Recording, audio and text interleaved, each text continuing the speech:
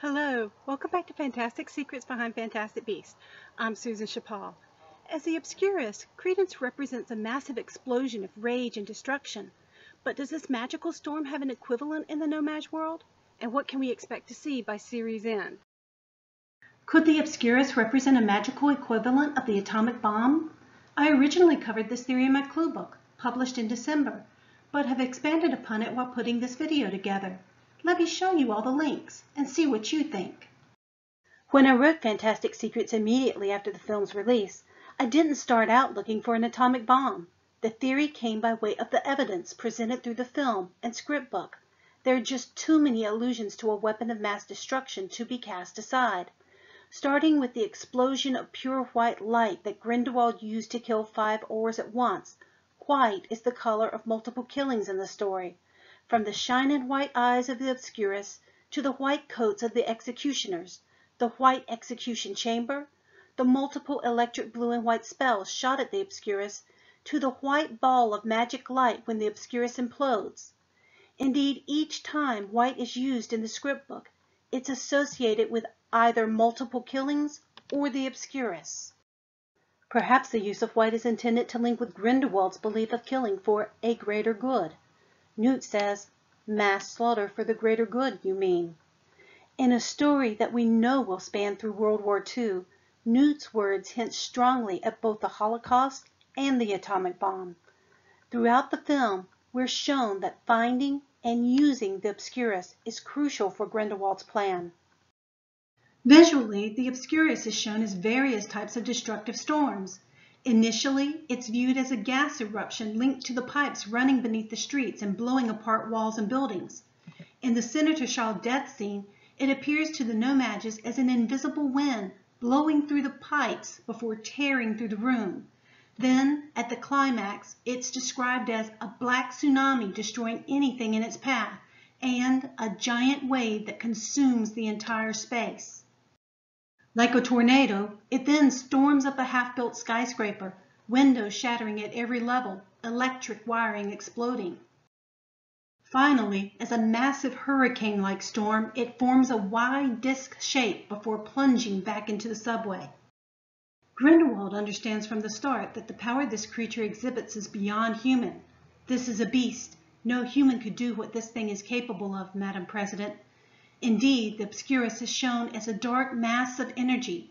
Look at the words used to describe it throughout the script book.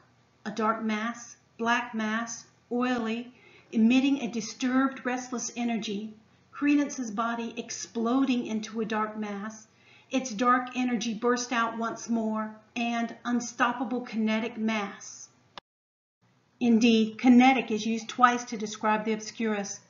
Little Boy and Fat Man, the 2 atomic bombs dropped on Hiroshima and Nagasaki, released large amounts of kinetic energy. For I believe the ultimate nature of the Obscurus goes beyond natural-made storms to one manipulated by humans. Look at one of the biggest clues Rowling gives. Under this pressure, the Obscurus finally seems to implode, a white ball of magical light taking over from the black mass. The first nuclear bomb ever tested, under codename Trinity, and similar to the one dropped on Nagasaki, was an implosion design bomb. Basically, Credence just got tested. Notice also the wording Rowling uses to describe the bits and pieces of Obscurus following the implosion. Only small tatters of black matter are left, floating through the air like feathers. Earlier, she also refers to black snow-like particles and refers to him as a dark force, all of which is very evocative of fallout from a fission explosion. The atomic bombings of both Hiroshima and Nagasaki resulted in a black rain. According to the Atomic Bomb Museum, this rain fell in both cities within 30 to 40 minutes of the bombings. This black rain reached ground level as sticky, dark, dangerously radioactive water. It not only stained skin, clothing, and buildings, but also was ingested by breathing and by consumption of contaminated food or water, causing radiation poisoning. It seems no coincidence, then, that Rowling chose a rainstorm to follow the Obscurus attack, even showing us people drinking and bathing with the water. However, in this instance at least, it seems the Thunderbird's rain is cleansing. even as it wipes the No-Maj memories. However, as we saw the wisp of Obscurus escape, we know Credence's dark mass may reform, perhaps for a greater explosion later. Aside from the links between the nature of the atomic bomb and the Obscurus, consider where the story takes place: New York City.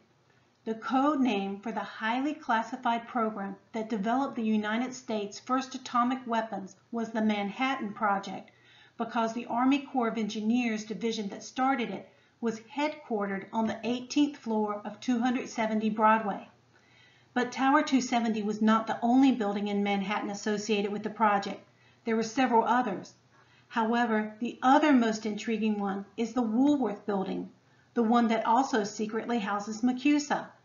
The Kellogg's Corporation, a secret front company under Kellogg, was responsible for designing and building a plant to enrich uranium and had offices with 3,700 employees in the building. No one else in Woolworths knew that it housed a secret government project, nor a magical congress of witches and wizards. Now, note where both these buildings are located. The Woolworth Building and 270 Broadway are both directly across and at either end of City Hall Park, where the final Obscurus attacks takes place. Finally, notice the proximity to Pike Street, where the Second Salem Church was located. With Madame Picquary's magical map, I want you to notice the path the Obscurus seems to be taking on his final path of destruction. Although Credence transformed at Modesty's home in the Bronx, according to this, he seems to start from the tenements of the Lower East Side, then progresses to Times Square, and from there to City Hall. Maybe we just weren't shown the hop, but how he got from the Bronx to Lower East Side is very curious. Also, I think one other link is that he ends up in the subway at City Hall. Another New York landmark associated with the atomic bomb is Columbia University. In the basement laboratory at Pupin Hall, their cyclotron was one of the first to successfully split the uranium atom and observe the enormous energy that resulted. Another possible correspondence to note are some of the names Rowling chose for her characters. While many fans have noticed Percival Graves linked to one of Dumbledore's names, Percival was also the first name of Percival Keith, the man in charge of building the plant at Oak Ridge, Tennessee, that produced materials for the Little Boy bomb. I'm also intrigued by the possible link to Major General Leslie Groves, the military director of the Manhattan Project. From Graves to Groves is just an A off. Then there's the Shaw family to consider, owner of Shaw News. Their symbol sure seems to have an atomic feel, doesn't it? Their paper, the New York Clarion, probably represents the New York Times. Times Square, where the Obscurus wreaks havoc, is so named because at one point in the early 1900s, the New York Times was headquartered at One Times Square. However, the Shaw who intrigues me the most, and who I think we'll see in future movies, is Langdon Shaw. In real history, a New York Times reporter, William L. Lawrence, was invited by Major General Groves to document and later report on the development of the atomic bombs. Lawrence, the only journalist to witness the Trinity test and the bombings of Nagasaki, received a Pulitzer Prize for his reports.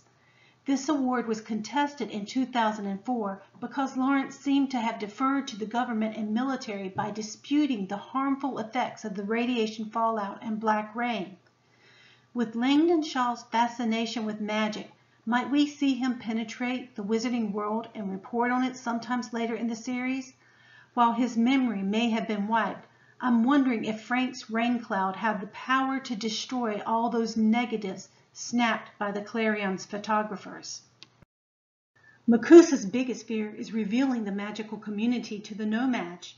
Madame Picquary felt it necessary to exterminate one life, Credence's, in order to save many.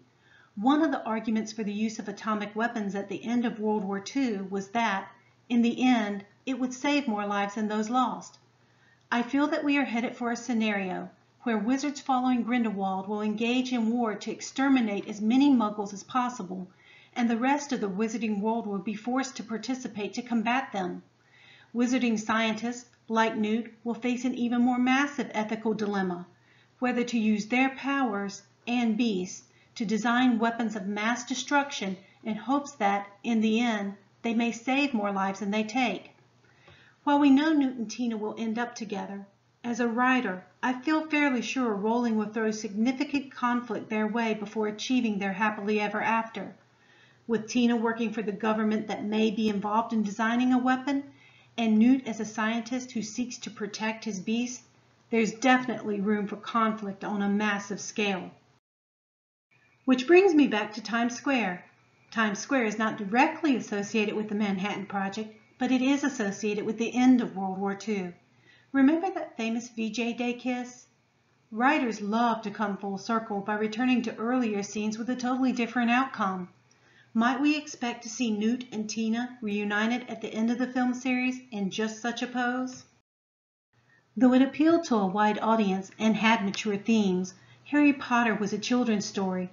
Thus, when Harry ended Voldemort not by shooting Avada Kedavra, but rather by turning his own magic against him, it was appropriate.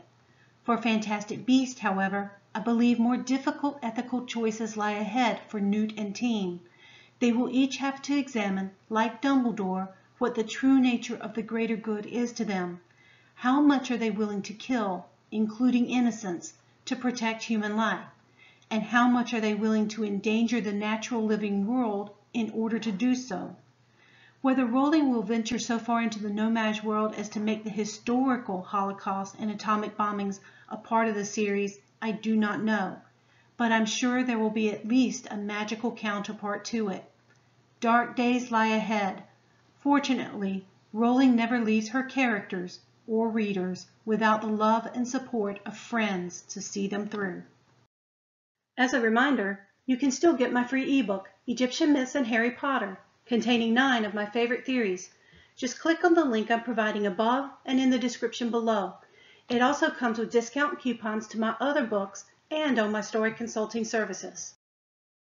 Also, I'll be in Turkey from mid-May through mid-June to visit family and friends. While there, I plan to do 2 different types of videos. One on places and myths linked to both Harry Potter and Fantastic Beasts, such as the origins of a couple of Newt's names. The other, a bit off topic from here, but lots of fun for me, will be on traditional foods of Turkey. As I know Turkey has loads of Wizarding World fans, I'd love to meet with any fan groups while I'm there. If you're part of such a group and would like to get in touch, my contact information is in my About Me section on my channel page. What do you think about the Obscurus as a possible magical atomic bomb? Please share your thoughts in the comments, and be sure to subscribe. And don't forget to check out my Fantastic Secrets Behind Fantastic Beasts at Amazon or your local bookseller. Until next time!